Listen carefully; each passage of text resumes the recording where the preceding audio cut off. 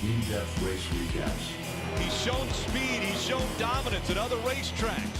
Pit stops and strategy. Hell yeah, boys. Let's go. Race strategy, man. Fantasy racing insights. Talking about being a team in the summer. We did it. Good job, boys. Your weekly home for everything Ryan Blaney and Team 12. Good job, Timmy. Here's to many more, fellas. Thank you. This is the Team Blaney Podcast. Let's go race for a championship. Welcome, everyone, to episode 175 of the Team Blaney Podcast. My name is Adam Rogers, and alongside me, his co-host, Steve Mez. This week, we are here to break down Ryan Blaney's run in the Shriners Children's 500 at Phoenix Raceway. Steve, welcome back to another live recording of the Team Blaney Podcast here on TikTok, Facebook, and YouTube. So those of you joining in there, welcome. And those of you that are listening to this traditionally during the week, welcome as well. The Team Blaney Podcast Network. Yes, yeah. And not blacked out in your area. Oh, goodness. Yeah. TV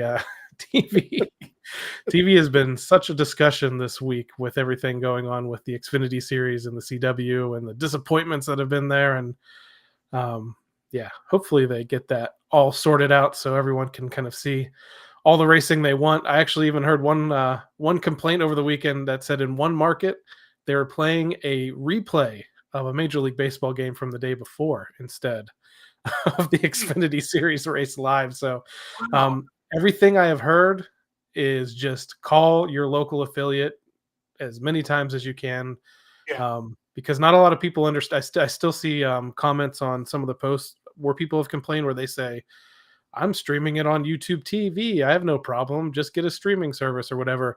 It's still affiliate based. And if your affiliate decides to play a day old baseball game, that's also what you will see on YouTube TV or elsewhere. So yeah, anyway, that's the first thing to complain about this weekend. We probably have a few more along the way, but it was an interesting week at Phoenix. 3 pretty decent races between the ARCA, the Xfinity Series, and the Cup Series. A pretty racy Cup Series race, and a lot of talk about tires and tire options and tire compounds and what we might be looking forward to or worrying about when it comes to the championship race in the fall. You talking about strategies or just the compounds in general? Just the compounds in general. I know you and I kind of went back and forth on what their plans might be. Are they going to have an option tire? Aren't they going to have an option tire? What are they scheming about? Yeah, I don't know. I've softened my view of this is softened a little bit. That's good. Like the tires. Like the tire? Like the tires.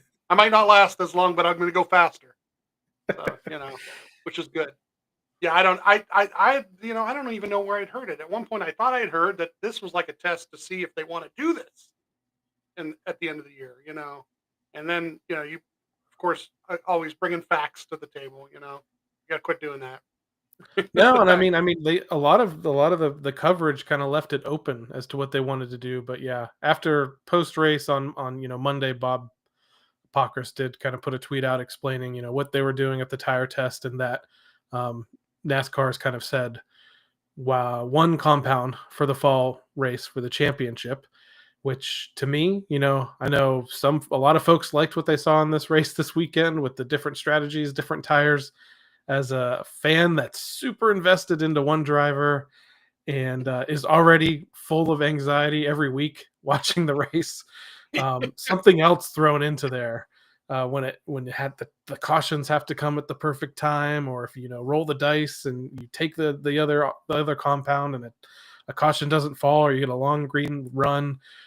If I was just a straight up NASCAR fan and wasn't really invested in one team's success, I probably would have really, really enjoyed everything that was happening on Sunday. But it just added to my level of anxiety for this race. And part of it too, though, just in general, as far as it goes with Ryan's run, we went through his stats at Phoenix, this, 7 straight top 5s. I had a super high bar for the weekend, and it didn't help when, during the race, maybe things weren't playing out the way we wanted to, even though he was running fairly well. But when you have such a high bar, you want more. And obviously, as we'll go through here, the end of the race definitely didn't hit the mark either. But Yeah. The only them's thing the that breaks. is one of the things I had said going into the weekend with the strategies as far as the two compounds is that cautions are going to change everything, and that's kind of it is what happened. Caution change everything. Ryan's caution when it happens later on changes everybody's strategy, changes everybody what everybody's doing. Changes track position.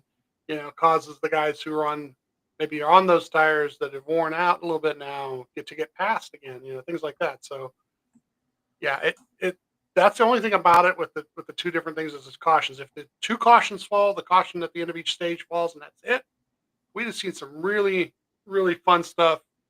But the good thing about the cautions also, though, is that it did vary the strategy. So it gave you some people at the front of the field that you didn't expect there at all.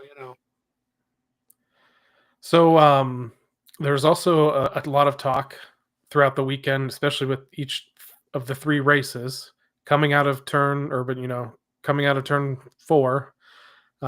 There's contact at the finish, coming to the start finish line in varying degrees and Mhm. kind of varying strategies of how the drivers did it. I can tell you the driver on the outside didn't win any of the races. The driver on the inside managed to do it. Um, Mhm.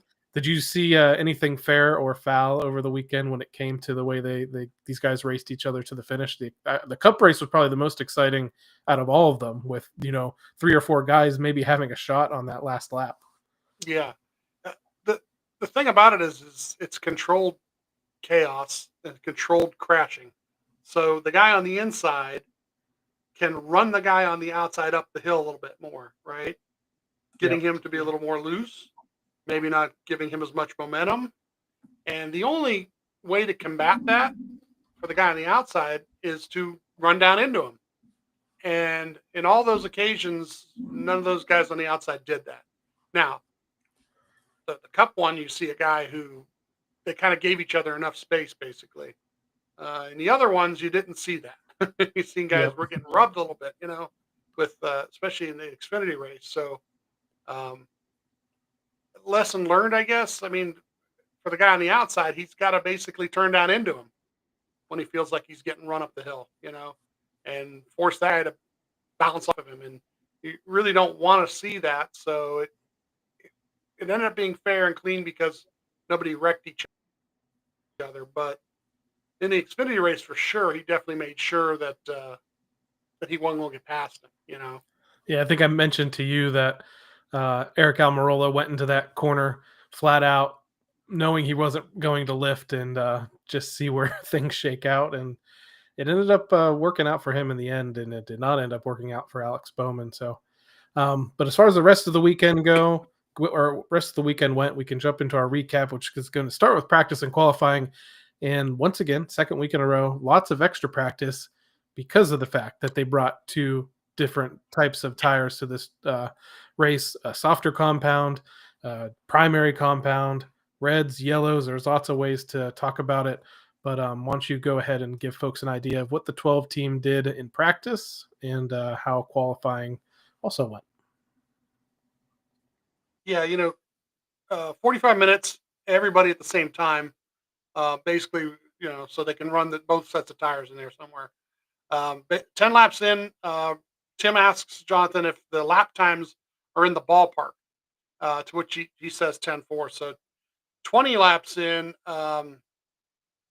Jonathan says the only car in the ballpark with us on these tires is the 23. So they're not, they're looking at what they're doing on the tires they're on. And after about 34 laps, they go ahead and pit. That's about 20 minutes in. The single lap is P17. But once again, who's on which tires? I don't think practice really kept a good track of that until a little later on. But it was about 3/10 back of the 77. So overall, um, the about 30 laps on the option tire, they were still faster than. So 30 laps on the option tire was still faster than 40 laps on the regular tire. So the option tire was showing that it was lasting longer, I think, than they expected too, which was good. 25 minutes into the practice, they go back out. The 2 car, is P3 behind the 77, 71. So the Spire cars look really strong here in practice. But in lap 38 of Ryan's laps on the track here, he jumps to P11, less than 2/10 back. And most guys are now on the option tires.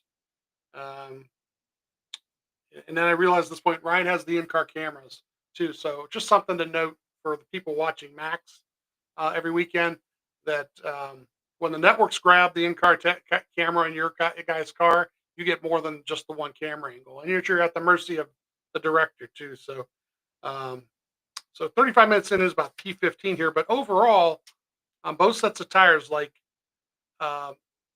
overall laps run average.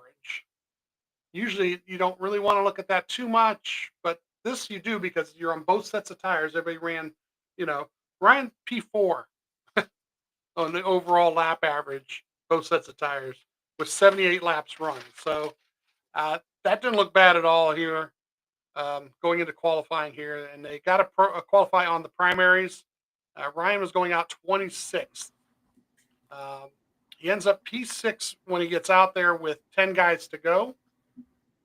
And it was only like 0.129 back of first at that point, which was the 22 at that point. The 24 ends up taking the pole. Ryan ends up getting knocked back to about 12, which we know actually is pretty good compared to the last couple of times. Yeah, he did improve the qualifying position a little bit. 2 more spots could have been just a little bit better pit selection, something like that. But yeah, you're right. Compared to the last 2 Final 4 appearances for Ryan, qualified much better this week. Much better. So Sunday we get the Sunday stages of 60, 185, 312, 7 sets of the primaries, 2 sets of the option tire. And I think at certain points of the day they actually put like red marks next to the guys running the option tire when they're running it, which is great to be able to see that on the screen here. Fuel mileage of 97 to 107 laps. So almost a full stage there, 71 to the rear for, I think it was steering problem. And pit stall 41, which is Skip Flores' favorite pit stall, all the way at the end of pit road, the back end. Or as my wife likes to say, it's the first pit stall. Yep. It's the first pit stall because it's the first one on pit road. But that's great because you don't have to pull in around anybody, and you only have one guy in front of you. And I think it was the 4 car on the day, which, excuse me, as the day goes on, we really don't see him during pit stops very often. They report that all the teams were starting on the primary tires. Got that off of Bob. He walked down pit road, and when they lined them up, and everybody was on the primaries to start. So our initial start of the race here, we sort to P12 in the high lane. Lots of 3 wide. Larson sticking his nose in the middle there. At lap 4, we get a caution for the 78 spinning. And Ryan says we fired off fine, and they're staying out. So the 24, the leader on the next chooses the inside. Ryan chooses the inside. And this is the only thing, like, people were saying, like, the racing has always been so much better in old days there. And that's, to me, it's because they do this dogleg thing on these restarts that's just crazy. And you had a crazy idea. You had a crazy idea of them banning this dogleg racing, which, I don't know. You want to make the racing better? Put a wall where it's supposed to be and see what happens. You want to see something crazy? Go 2 or 3 wide into turn 1 instead of. I told you they're very unlikely to enforce track limits at Phoenix, especially considering they reconfigured their whole racetrack to feature the dogleg. So sorry, Steve. This is what we got. Yeah, Jeff Gluck last night. Jeff Gluck last night does his little quiet track thing where he'll take a little video on the track after everybody's left, more or less.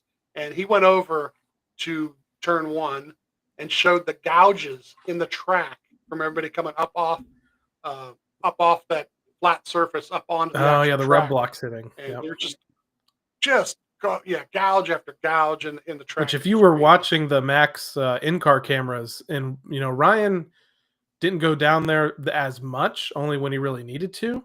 but it's a Mhm. violent sound every time they would come back up, and they say that the drivers feel that like up through their spine, so that's why a lot of them don't prefer to do it beyond the restarts. But yeah, I'm Yeah. not surprised with those rub blocks at the bottom of the next gen car. It's going to dig away at that. So we get a restart at lap 9 here, and then right away we get a caution for the 47 and the 41. We're still in 12th here. 3 cars at this point put the option tires on. And the 22 is the leader at that point, takes the inside. Ryan chooses the inside. Restart at lap 14, 3 wide in 1 and 2. Sorts out the P12 behind the 8. We get this penalty for the 22 on this restart. He, depending on who you talk to, he broke the law. Forget it. Everybody else is going to say he didn't or might not have, or it was so At close. first, I thought it was just too close of a call, but then TV did a good job of explaining the call. I think Larry McReynolds came on and basically said, no part of your car can essentially go over that yellow line, and he had a little bit of a fender out probably over it, and that was enough for them to make the call. And what are you going to do? Plus, on a restart like that, the guy behind you's following you. What if he tucks up behind you and does what you do? Now you've got 2 guys, maybe 3 guys in that line, so yeah, you got to enforce it. Lap 20 here, we pass the 5 to get to 11th here. It's the 22 serving his penalty. Lap 23, passing the 8 car, getting the 9th. Lap 26, we get the 60 on option tires coming. And he passes us, so Ryan's back to 10th. So here's one of our option tire people making their move. They're a little tight on the exit of 4, especially. Lap 29, we pass the 9 to get back to 9th. Lap 32, passing the 43 to get the 8th. And we do this one on the outside in turns 3 and 4. And there's a couple of those, and that's really impressive because most of the passing, you think you get up underneath somebody, but a couple times he got to the outside of these guys and just powered by them by the start finish line. Lap 35 here, we're passing the 11, get to 7th. Lap 44, passing the 77 to get to 6th. And at lap 49, Tim says that is the fastest lap on the track in that lap. So, here we are this long into the run, near the end of the stage, moving forward. Lap 56, we passed the 21 to get to 5th. 24 wins the stage, but Ryan gets all the way up to 5th. So huge stage points. The 60 on the option tires got all the way to 3rd. I want to point that out because there were a couple guys. Let's put it this way. The 60 was not one of the better cars. They do this for, to get the track position, and it works. But if you were one of the better cars and you would have done this, you would have probably got your way to 1st. As we see later on, a couple of the better cars, when they do that and they have the advantage, they move way past that. So Ryan says, need a little rear security in the corners, 4 tire stop. It's about a 10.51, but they go in 5th, they come out 5th. And notice this on the day, every pit stop held serve. Yep. So just wonderful. Good job. That's all you really can hope for. You might pass 1 guy or 2 guys. If you're passing 3 or 4 guys on pit road, then somebody's messed up, in front of you on pit road. Yeah, and I thought those guys did great all day. They also had times during these pit stops where they were making some like wedge adjustments too, which can slow them down. The cool part about the in-car cameras, so Ryan had one for TV this week, is they actually follow the pit crew guys around the car, which is nice to see, because just on the regular static camera you get week to week, when he doesn't have a sponsored camera, it just kind of stays out front and you can see them come around. But it's nice for them to kind of shift around as they're making their stops, so you can really see like if they are having any kind of issues. Hopefully you don't see that, but I posted one to TikTok. Actually, it's the TikTok that was announcing tonight's show, and the other thing about it wasn't in the car. That was the camera on the roof, which is a big difference too. So yeah, you're able to actually see it, and saw them do the right side, jump across to the left side. They showed them out the window of the one camera that was inside when they were working on the right side. So yeah, they did a nice job of showing you all that, and I got a nice video of that there on our TikTok. yeah, kudos to those guys, because this really was their first of all the races. I mean, Atlanta, it mattered, but this was like their really first true test of needing to hold their position on pit road, and they did a good job. Yeah, it's one of the first ones, let's say, that you weren't worried about fuel economy. You weren't worried about when you made your stop, having to make sure you're full on fuel. So They worked on overall grip here. Some teams did put the option tire going into stage 2 here. I think it was like 299, the 7, the 4, the 41. There was a couple others, 10 cars in total, I think. The one car was too fast entering. 24 chooses the inside. Ryan chooses the inside, and he gets up to row 3. So, P5 for this restart here. Lap 72. The 11 goes by him, and at lap 74 here, the 21 passes back to 7th here, and the 2 is right behind us on the option tire. So lap 75, the 2 passes were back to 8th, and Ryan says it didn't fire off too good here. These restarts really, where the in-car camera shows it more than anything else. You just kind of got, anytime we start on the inside, you got sucker holed into the middle of 3 when they're coming off of that dog leg, Lap 81 here passes the 21, but the 7 goes by on the option tire, so he's back to 8th. At the 99 and the 1 and the 71 are behind on the option tires, so they could be coming here soon. As a matter of fact, at lap 87, the 99 comes by at same lap, the 1, excuse me, at lap 89, the 71. So we're back to 11th here. But all 3 of those guys were all on the option tire. So there's nothing really to you're going to make it back sooner or later. The longer run would be the way to really do it, because the longer run, when those things fell off, they fell off the cliff, and everybody come back to you. So, but at lap 92, we passed the 11 to get to 10th, and then caution here for the 71 car. And zero grip here. A tire goes down, I should say. That's what it is. It's a tire here. So, zero grip, no turn early, but we're up to 9th. So we're pitting when it's open here, in 9th, out 9th. This was like a 10.16. Once again, right in the ballpark. And the leader is now the 20 here. Taking the inside. Ryan takes the inside here. It's about 90 laps to go if it stays green, and Jonathan tells them we're going to run it out. So kind of be careful on fuel. And the 22 and the 51 are now on the option tires. So the 22 has now decided to make his move with these tires, see what would happen. Restart lap 99, and I mentioned the 51 because the 51 doesn't, once again, not that good a car and doesn't really make that much of a move. We get a caution on the backstretch here. Ryan's in 11th. And this one is 35, the 7, the 77, the 19, the 88, the 4, the 6, the 34 is in it, the 41's in it, 3. And the big one. Yeah. Coming off of turn 2 on a restart when 4 wide, 3 wide, trying to go to 2 wide. And the 54 was on the bottom. The 7 felt crowded. He moved up the track a little bit, but the 19 also came down at the same time. Took the front of it. Somebody got up in the air again, much like the 54 did at Bowman Gray and like some other guys have. So I think the 19 went up, slammed back down, caused a lot of carnage there, and a lot of guys dropped out of the race just in this. There's a lot of attrition in this race, and this accident had a lot to do with it. Yeah. So at this point, the 22 is up to 17 already with the option tire just on 1 or 2 laps there. So the 20 takes the inside here. The Ryan takes the outside now. And I think this is on purpose from here on in.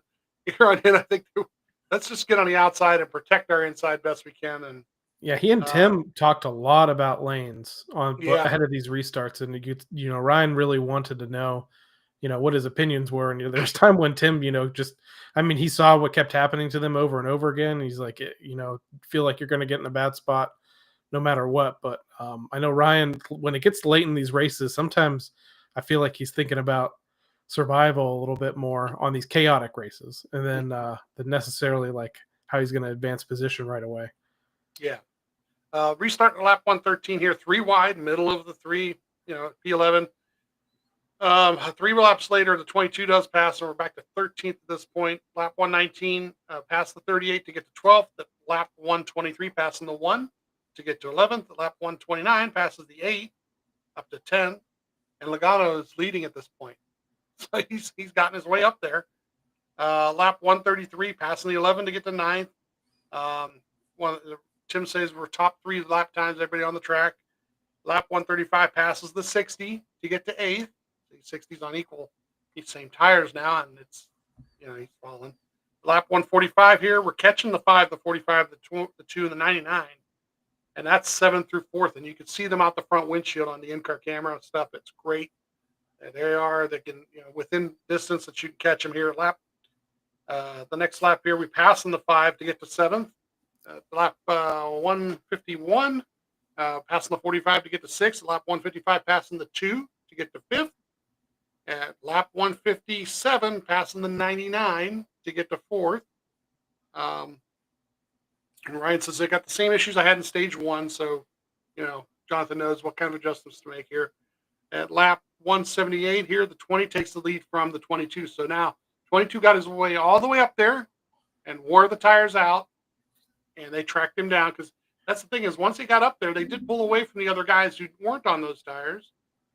But, they reeled him back in as time went. Worth noting with that, the fact that it shows the soft tires give up. And, part of this was a test for Goodyear, essentially, to see if this is something they want to bring back in the fall and this was a great test under real race conditions. Now on Monday, they're having another tire test with just a few guys, but I think this is really a major part of the weekend, just to see how they kind of hold up. And it's good to see that there was some fall off compared to the harder compound. Yeah, fall off and not blowing up. I mean, that's yes. the key. You want them to fall off, but you don't want them to, 40 laps in blowing them up, So, at the end of the stage, lap 185, the 20 wins the stage. Ryan P4. So, P5, P4, right in the mix. Yeah, especially in the way the day ends. Getting these stage points early, can really save your day when things go south. But it also leads to like the sense that once all the chaos of the of the who's on what tire and everything equals out by the end, you think you can get there, and that's the best part. So Ryan says we're losing a little bit of rear security here from the entry to 1. John says he's thinking number 3 here. Ryan says 10.4. They're in P4, out P5 here at a 10.52. And Tim says pretty much everybody's on reds now. So, start stage 3, everybody's going to use a set that hasn't already used a set. And 22 is the leader here, taking the inside. And Ryan decides to take the inside of this one behind the 24. So he's in 3rd row.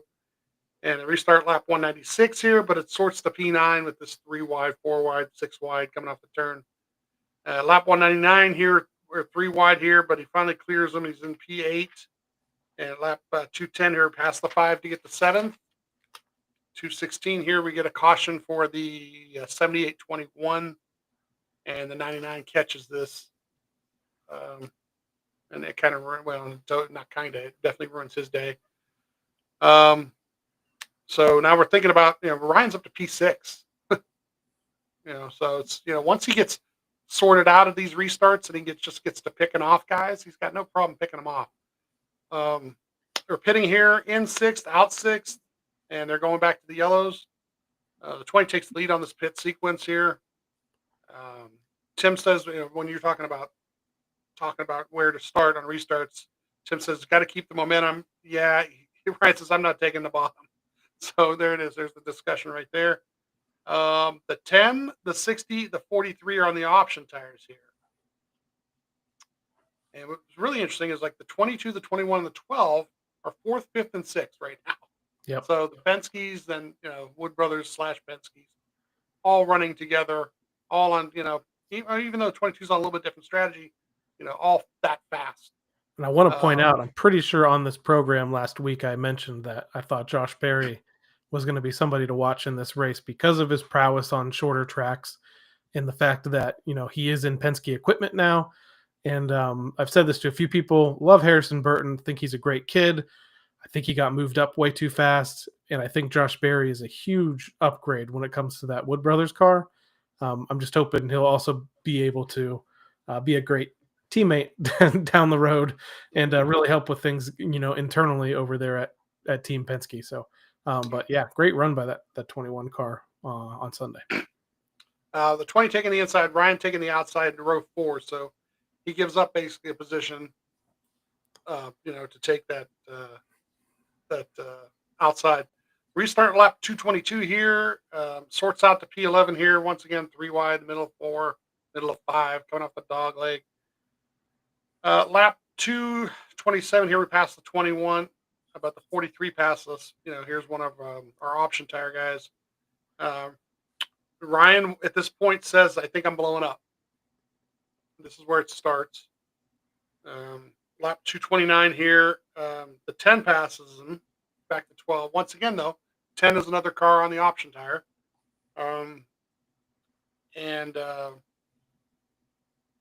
Ryan says at this point, we got no power down the straightaways. And once again, like I said, the 10, the 60, and the 43 are all in the top 10 on those option tires here. Lap 235, 60 takes the lead. Lap 242, Ryan passes the 1 to get to 11th. Lap 248, he passes the 23 to get to 10th. At lap 250, he passes the 5 to get to 9th. And he's chasing the 22 car now at lap 260. So, incredible what he's doing with what we know happens. He's down on power on the straightaways, but he's making up a ton of time in the turns. The difference you could see if you're watching the in-car camera is all race long when he was making these runs, he would pass these guys and he would drive away.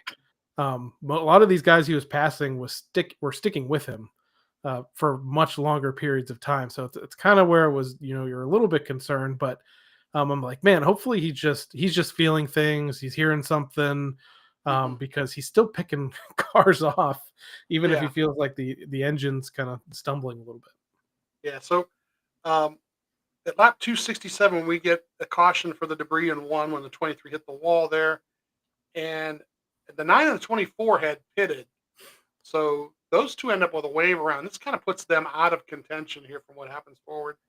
I'm sad about this caution because really, this was going to set up a green flag cycle to where you needed to see how long guys were going to wait to come in and put that last set of reds on.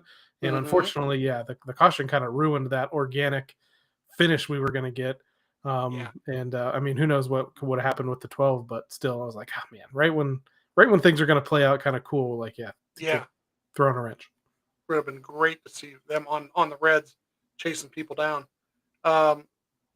Because of this caution, now they're talking. Now, I put together a TikTok today also, basically all the conversation that happened from the point on that Ryan said he was having a problem. So, there's discussion here where Jonathan's telling him to, if you want to check the dashboard, and there's a light that he can watch to see, if he's on the chip or not, things like that. So, they pit here with a 10.24. They go in 8th. They come out 8th, and the 20 is the leader here. We got there was a penalty for the 10 car that kind of messed up his day. So we're actually 7th here, and there's only a couple guys on the yellows: the 22, the 10, the 16, because they kind of they used them up, and everyone else is on the red at this point. So the 22 is the inside, Ryan on the outside, row 4 here. Restart lap 276 here, and the 1 car just roadblocks everything. Ryan gets stuck behind him and sorts him out to 10th. At lap 278, we pass the 1 to get to 9th. At lap 279, up to 8th. And then, a couple laps later, basically, Ryan, says, well, actually, if you're watching the in-car camera, Tim says we're blowing up because he sees the smoke. And then Ryan, there she goes. He says over the radio, they pull down off the track, and then that was it for it was the caution and pretty much it for watching the race. Yeah, I mean, he wants to watch the rest of the race, but yeah, I think they knew. I think Ryan knew. I think the team kind of knew something. They were hoping maybe he could make it to the end, but there was a discussion under one of the cautions where Jonathan came over and gave Ryan some advice. He said, "Hey, try not to hit the chip going into the turns. If you have time during the race, like they have this digital dashboard." He said, kind of flip through that and see what some of the readings say. Only Yeah. if you have a chance. But really, I think as far as the advice on like not hitting the chip and stuff, I think was more of a survival, like let's just try to get it to the end, maybe Yeah. type of situation. But really, I feel like, and you didn't, I mean, I wasn't the driver or anything. I don't feel like Ryan really kind of heeded that advice, but I think part of that is he just didn't want to get run over. Like the way on I the understand. track. The way I understood the digital dashboard thing is there was a screen that he could go to where there'd be a light that would show him where he was Yeah. as far as like on his RPM. So I think that was what it was for. And that's why he said if you have time, because it's something that you visually have to look at and, work with. But he still kept passing people. Can you imagine if it stayed green, he was able to stay with everybody, and on the tires they were on and everything that would have happened in the next couple laps, because there were 2 or 3 cars in front of him that were going to be on yellows he was going to get to probably, and the other guys, I guarantee you that even though they were on the reds, were not going to be as fast as him.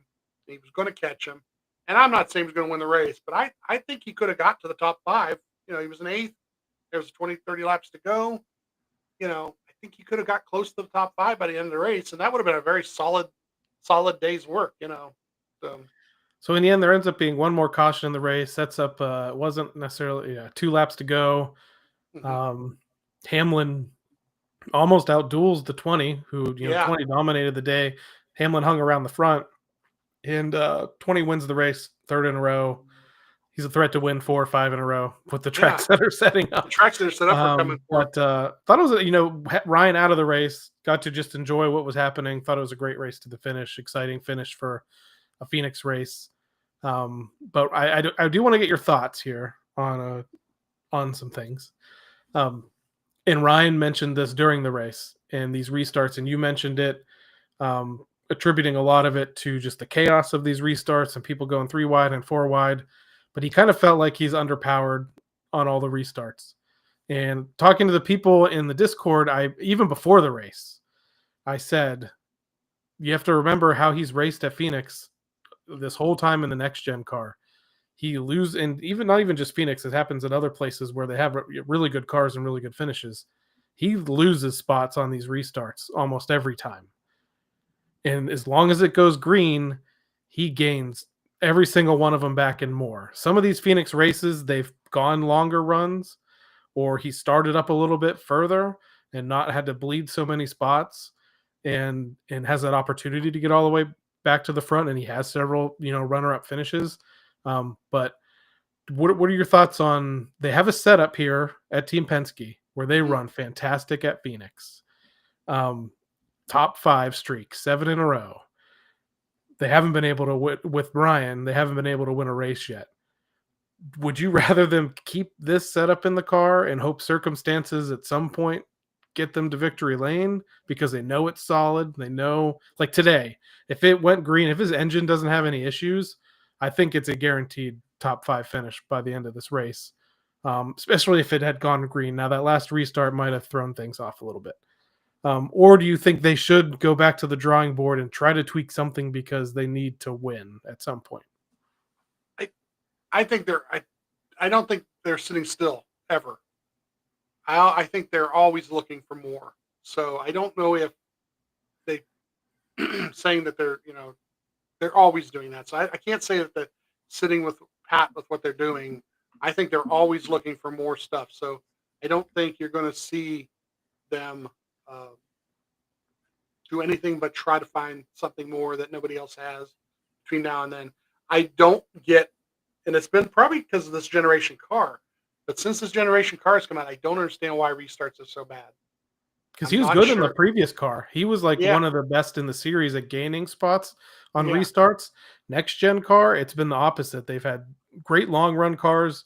He'll bleed spots on most restarts, or he won't gain anything at all, and then gains them all back on the runs. And sometimes that's resulted in victories, but you have to have the race go a certain way for that to capitalize on that.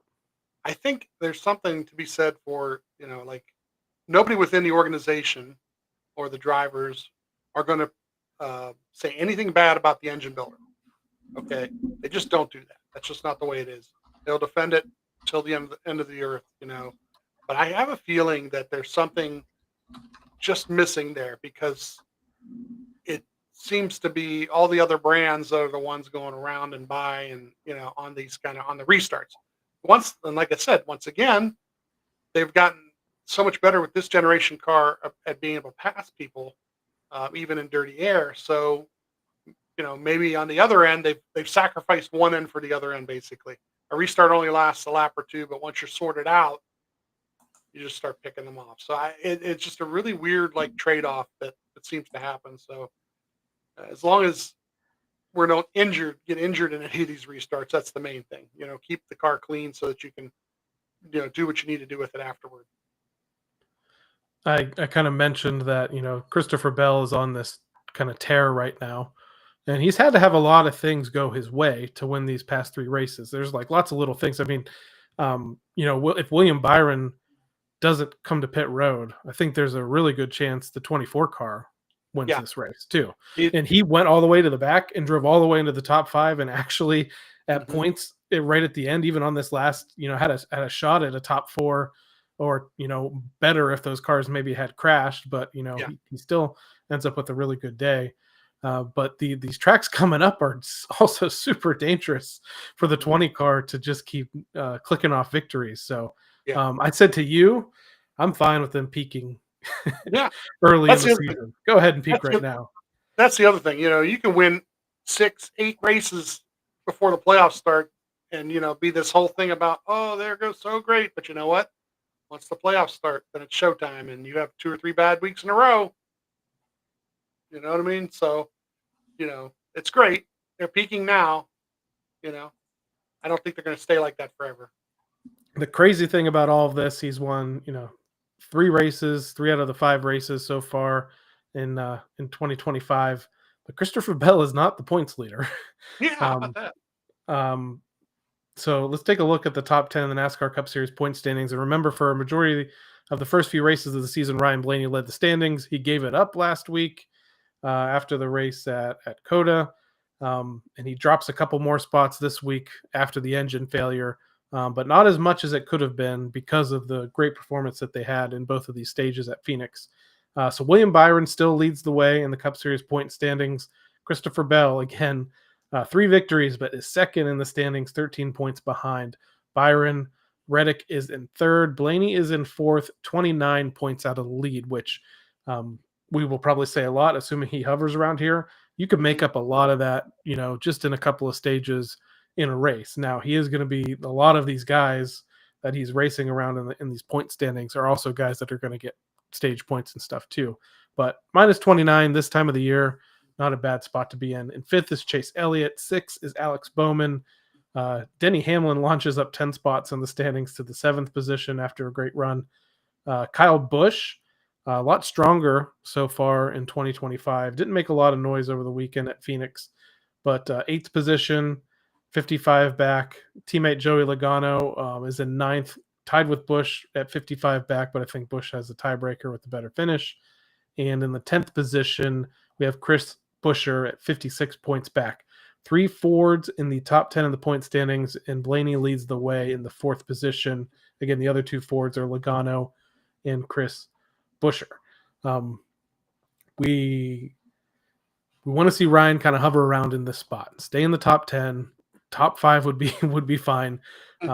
It seems like last year they put a lot of emphasis on getting stage points throughout the season. They also had that benefit of having a real strong summer and winning races.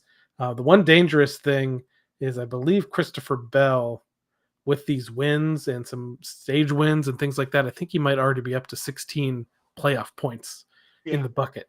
So he is the favorite right now to win the regular season championship, which would give him even more playoff points. But we've seen guys win the regular season championship and not make it to the championship 4. So like I said, Christopher Bell, super talented, obviously on one heck of a hot streak right now.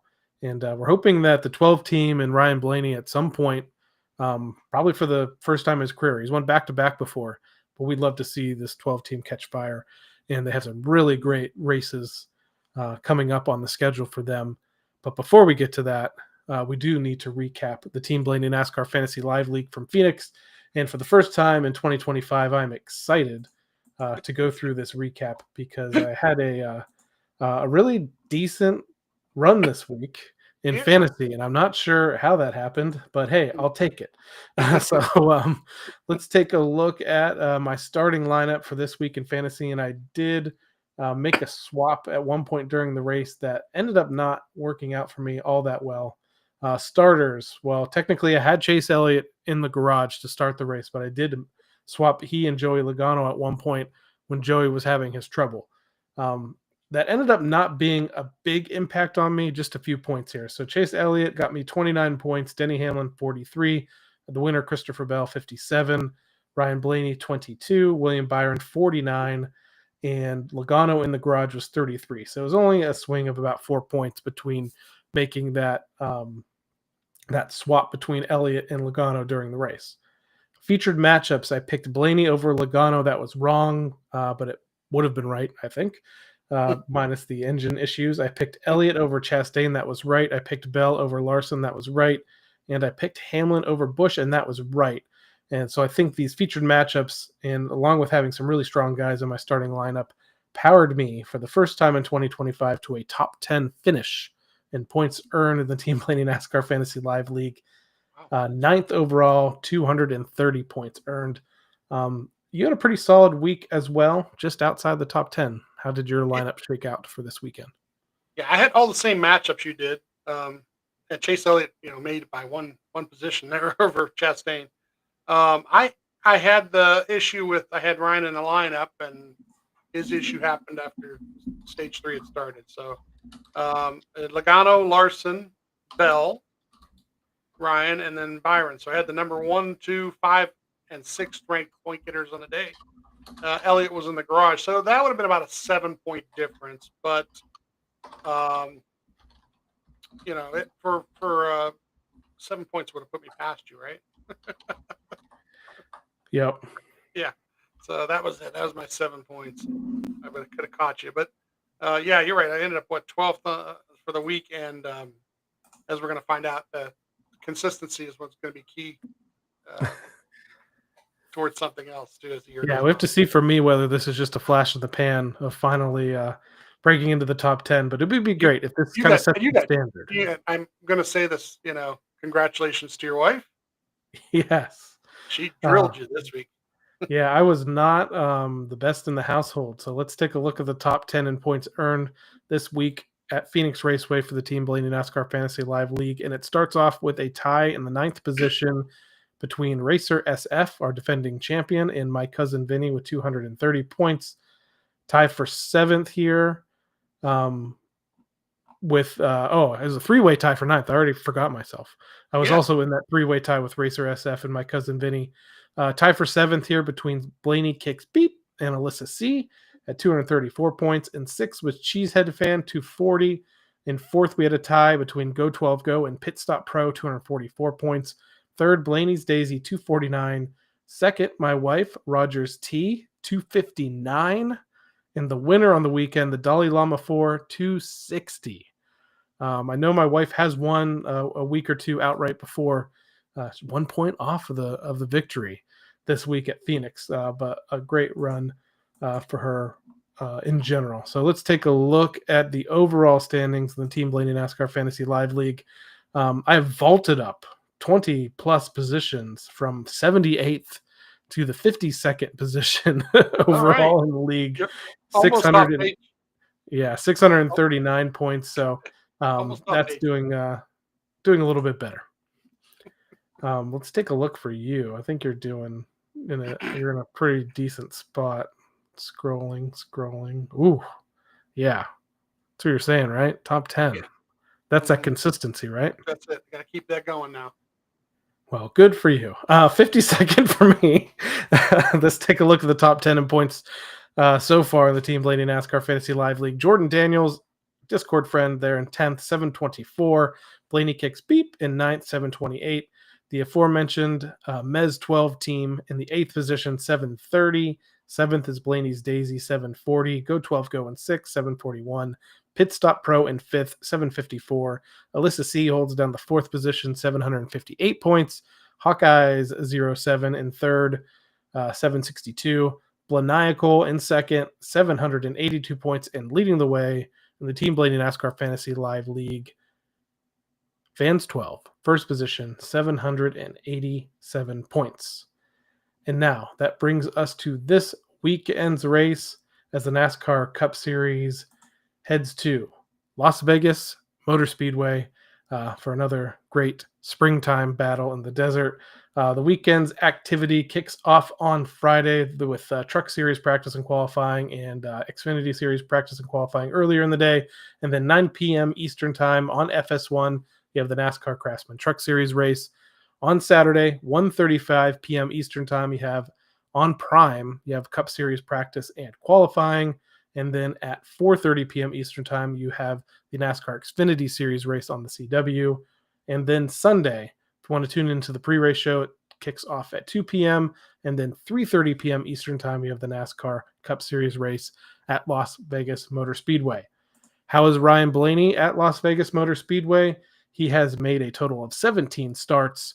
Average start 13.1, average finish 12.6. He has 1 DNF in his career there. No wins, but 6 top 5s and 10 top 10s over his career there.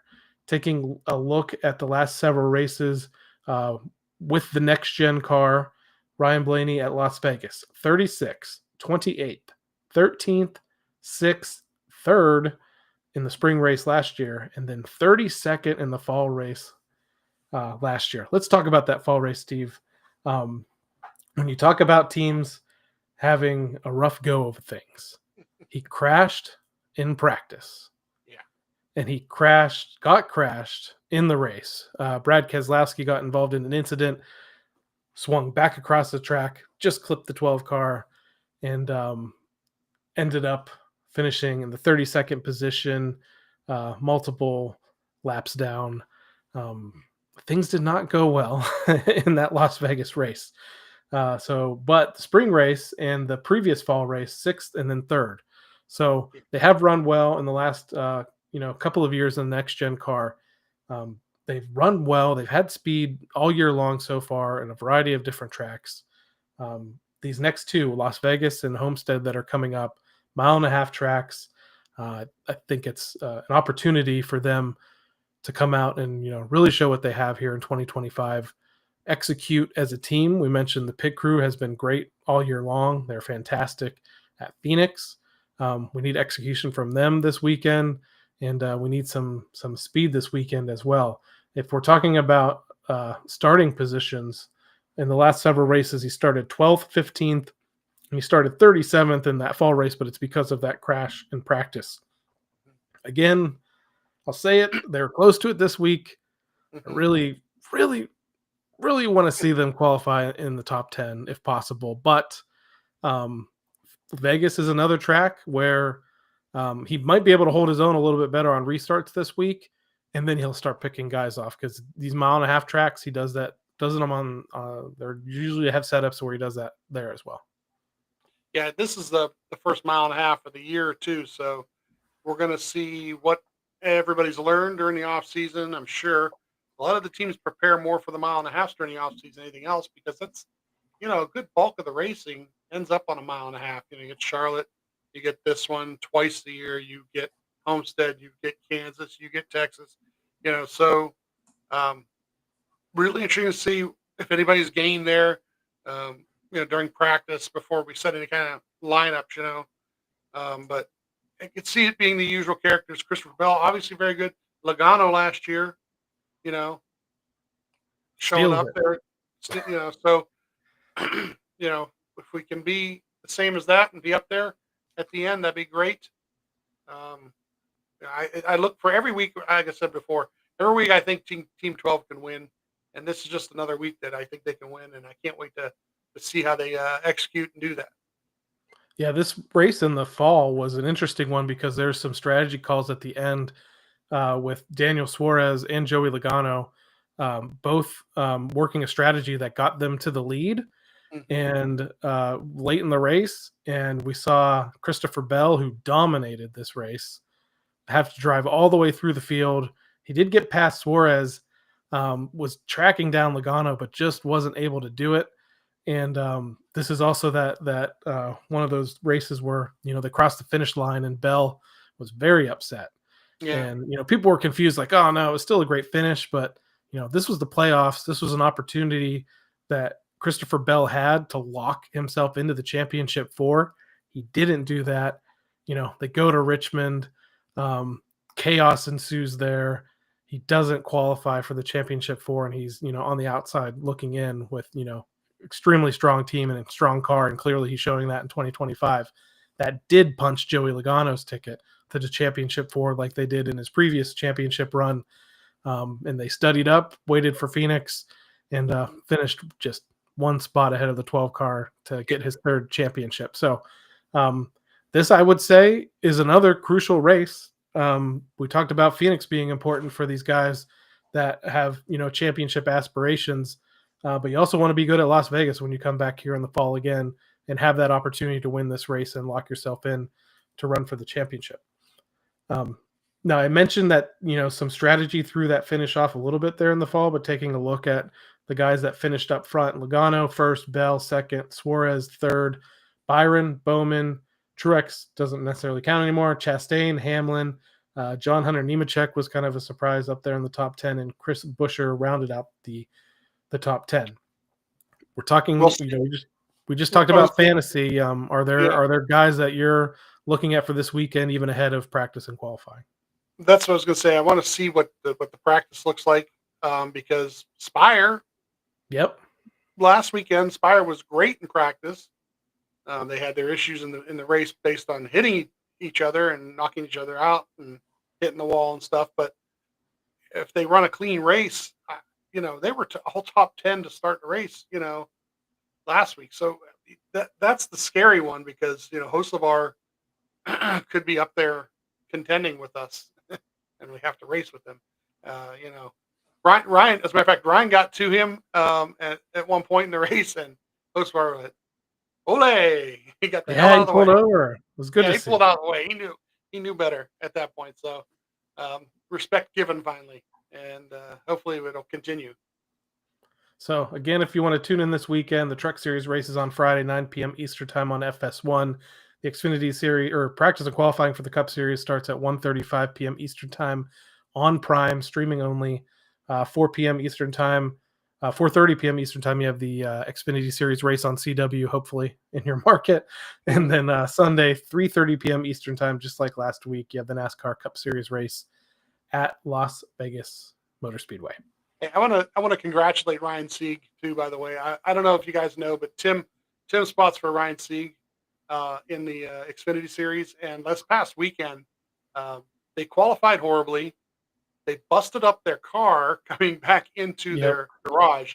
I don't know what the heck that was. They hit some sort of curbing that really shouldn't have been there. I don't know what heck, and they actually had to go to a backup car, and they wheeled the backup car out. And he drove. That guy is really good. He's good. He really is for a team that's not a factory backed program. They drove that thing all the way to fourth, and I can see Tim and those guys, Tim helping Ryan out. Can see them guys finishing in the top 5 a lot the rest of this year. Yeah, and I believe the Sieg team, which it's a family run team for them, has been leaning on formerly Stuart Haas, now Haas Factory, to kind of get a little bit of an inside track to a little bit of factory support. And in races last year, when I think there were certain races throughout the year where he got a top tier engine in a top tier car, and you saw him almost go to victory lane a couple of times in those races. So this is showing, much like I think even, a guy like Jeremy Clements at time, who has picked up a couple victories in the Xfinity Series. He's one of those guys that are, blue collar guys that are, making a living in this sport, that when they get a shot and good equipment, even some of those guys you see that buy rides at Gibbs, run in the top 5 kind of right away. If you put some of these guys that are talented and good equipment, they can have an opportunity to win. And I think this is hopefully the year where that 39 team can break into victory lane, and Timmy can go to victory lane in the Xfinity Series again. He's had some luck with Grant Enfinger, who he spots for on most Fridays and some Saturdays in the NASCAR Craftsman Truck Series. So yeah, would be great to see that. And again, if you are watching Xfinity Series races and you're watching Truck Series races and you're not sure who to root for, picking, Timmy's drivers in Sieg and Enfinger are a fun way to kind of watch those races and maybe have a little bit more interest than just kind of watching the field go by. So yeah, like you said, kudos to them and good luck to that team throughout the rest of the 2025 season. But I think that pretty much wraps things up for this week's episode of the Team Blaney Podcast. Thank you everyone for tuning in throughout the week, and those tuning in live right now on Facebook, TikTok, and YouTube. During the week and on race day, you can find us on Facebook, X, Instagram, and TikTok. Just search for Team Blaney. We'd also like to encourage you to support the Ryan Blaney Family Foundation. Ryan's official charitable organization benefits brain health causes like UPMC Sports Medicine and the Alzheimer's Association.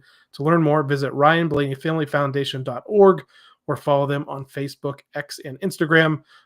Steve, I think you mentioned last week or so, we're looking to get a representative from the foundation to come in and speak with us, and we're hopefully getting that set up soon, and that's something our listeners can look forward to. Yeah, look out for an extra edition of the podcast somewhere in the feed. Hopefully in the next week or so, we'll get Leah Reeves from the Ryan Blaney Family Foundation on, and she'll tell us what's coming up this year for the foundation. So for my co-host Steve Mez, I'm Adam Rogers. We'll catch you next time right here on the Team Blaney Podcast. Good night, Stockholm.